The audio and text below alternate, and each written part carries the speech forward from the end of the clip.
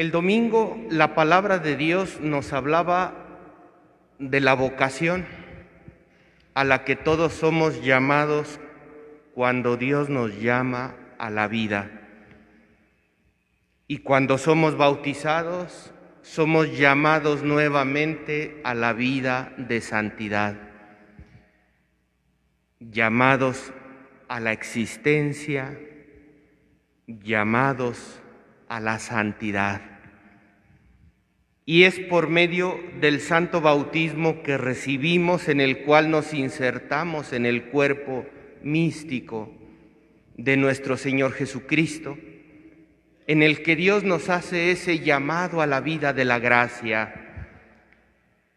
Y decíamos el pasado miércoles en la fiesta de la presentación del Señor, conocida antiguamente como Ipapanti, que significa el encuentro de Dios con su pueblo. Decíamos lo siguiente: cuando nosotros nos encontramos con Dios, reconocemos cuál es la vocación a la que Él nos ha llamado, cuál es la razón de ser de nuestra existencia. ¿Por qué estoy aquí? ¿Por qué vivo? ¿Cuál es la razón de ser de mi vida? Y por eso nosotros veíamos cascadas de multitud que desbordaron aquí en nuestro templo parroquial el pasado 2 de febrero. Porque precisamente, pues muchas personas en este tiempo de pandemia que estamos viviendo, pues tratan nuevamente de acudir a aquel que le ha llamado, acudir a Dios. Y una vez en la presencia de Dios, dejar que Dios clarifique cuál es mi vocación en esta vida, cuál es la razón de ser de mi existencia. ¿Por qué, Señor? O más bien, ¿para qué, Señor, me das la oportunidad de seguir con vida? ¿Para qué, Señor, me dejas caminando en este mundo? ¿Para qué, Señor, me has restituido la salud? ¿Quién soy yo para merecer los privilegios que tú me das? Y en ese encuentro con Dios, donde nosotros sintonizamos nuestra vocación, ¿cuál es la razón de ser de mi existencia? ¿Hacia dónde la debo de conducir? Yo les aseguro una cosa, y me parece que es de lo que nos habla hoy la liturgia de la palabra, en sentido negativo. Ahí les va. Yo te aseguro, cualquiera que sea tu condición de vida, yo te aseguro que la vocación a la que Dios te invita no es a darle vuelo a la sensualidad. Nos queda claro con las lecturas que acabamos de escuchar. Vivimos en una cultura inmersa totalmente en la sensualidad. Y basta ver a nuestros jóvenes, basta ver a nuestras jovencitas, el tipo de videos que realizan en las redes sociales.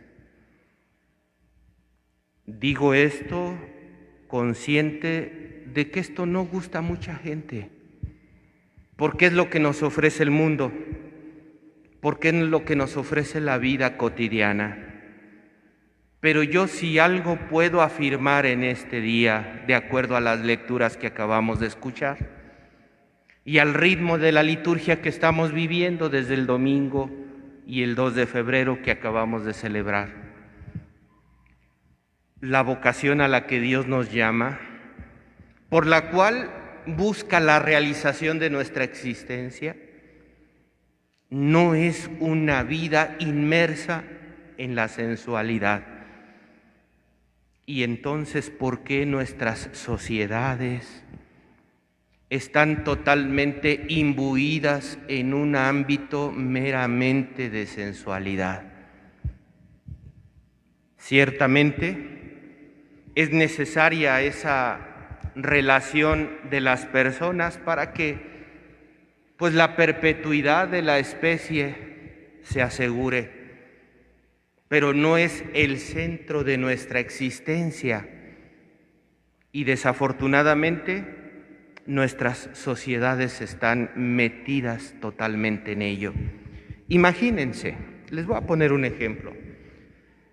¿Qué me diría una jovencita de 14 años, de 16, pues ya ni qué decir de 18 o 21 años, que yo como sacerdote o sus padres le dijeran a la joven o al joven también, ¿por qué no? Consagra tu virginidad, conságrate a Dios, que nadie te toque y ofrece tu vida plenamente a Dios. ¿Qué me diría? Pues se reiría de mí, dijera, está loco. Pues ¿cómo me pide? ¿Cómo me pide que yo me consagre y que consagre mi virginidad? Basta escuchar nada más las canciones que les gustan a los jóvenes para darnos cuenta que es pura sensualidad andando en el pensamiento y en el corazón.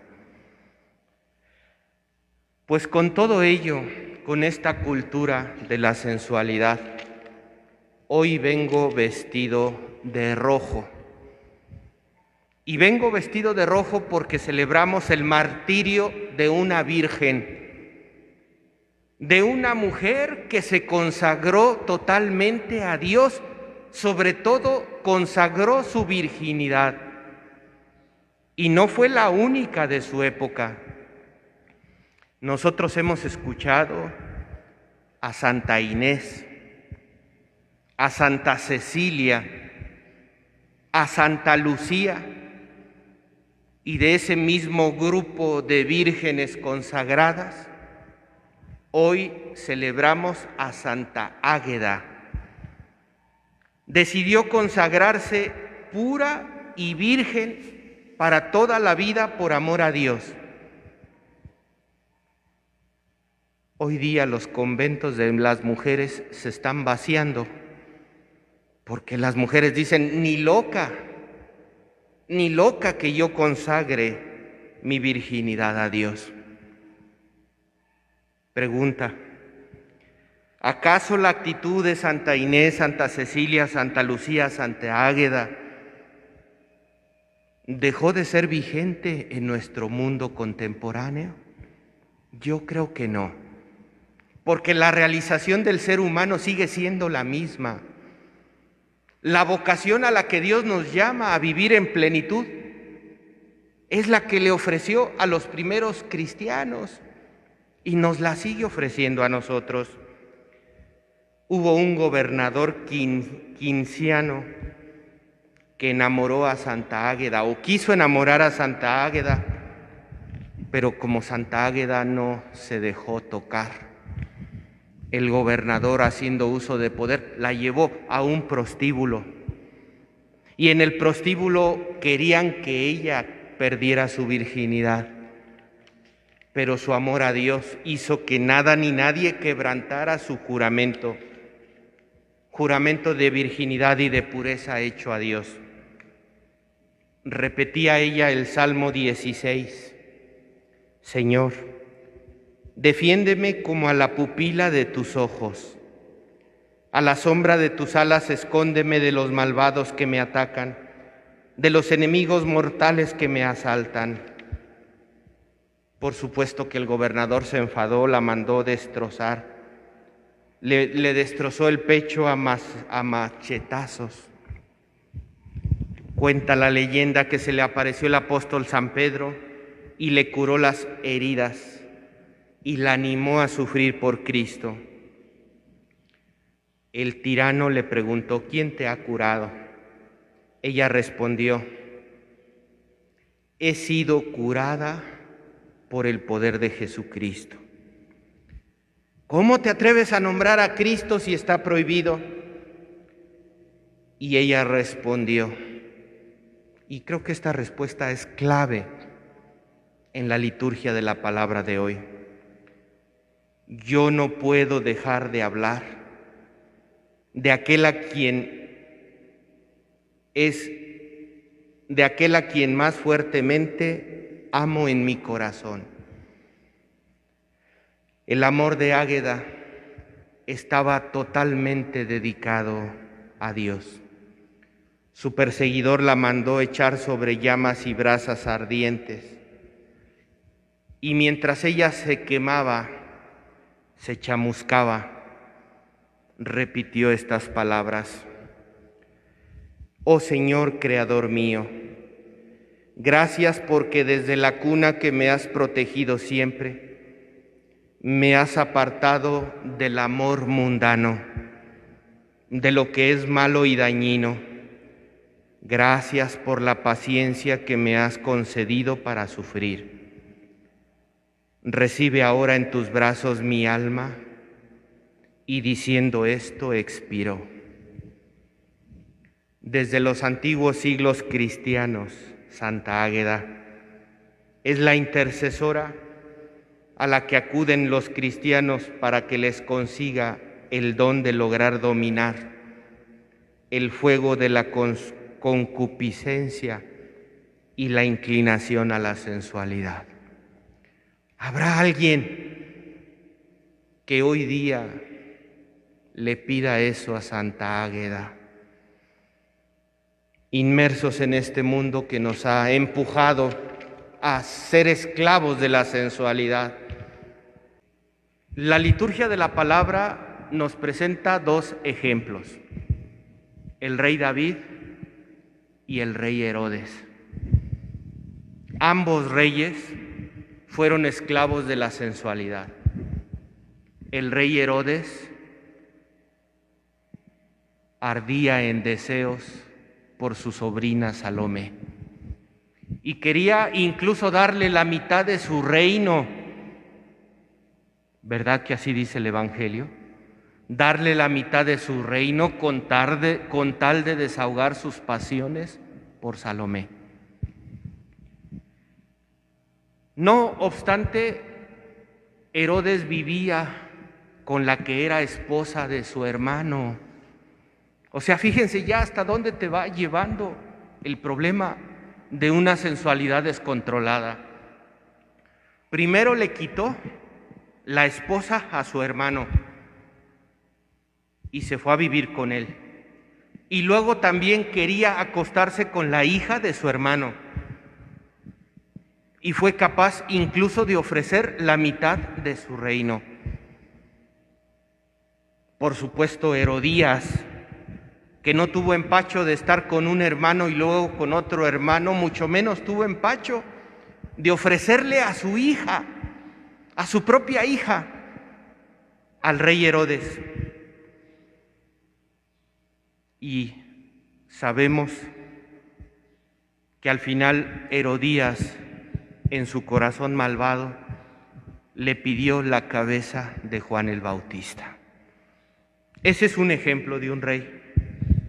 La primera lectura nos recuerda el ejemplo de otro rey, el rey David. El rey David vio a una mujer muy bella llamada Betsabé y ardía en deseos por Betsabé, mujer de Urías, elitita. Se acostó con ella y quedó embarazada. Cuando vino Urías, le puso una trampa para que se fuera a la guerra y muriera. Cuando pasó el luto, entonces David se quedó con Betsabé y Betsabé le dio a luz un hijo. ¿Se fijan hasta dónde puede llevarnos el deseo incontrolado de la concupiscencia? ¿Cuántos problemas nos ocasiona? ¿Cuántos problemas nos pudiera ahorrar? Pero aquí, ¿qué es lo que debemos señalar ante estos dos reyes? Primero, que todos podemos caer, absolutamente todos podemos caer en las garras de la concupiscencia. Todos podemos dar un mal paso y podemos ser frágiles ante la tentación del enemigo. Lo que se pone de relieve en estos dos ejemplos es la reacción después de habernos dado cuenta que hemos fallado. ¿Cuál fue la reacción del rey David cuando se dio cuenta que había fallado? ¿Cuál fue su reacción? Salmo 50.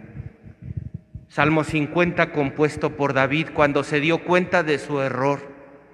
Clama ante Dios: misericordia, Dios mío, por tu bondad, por tu inmensa misericordia, borra mi culpa, lava mi pecado, límpiame de todo delito, Señor. El niño murió, el niño de David murió, y David le dedicó el Salmo 50,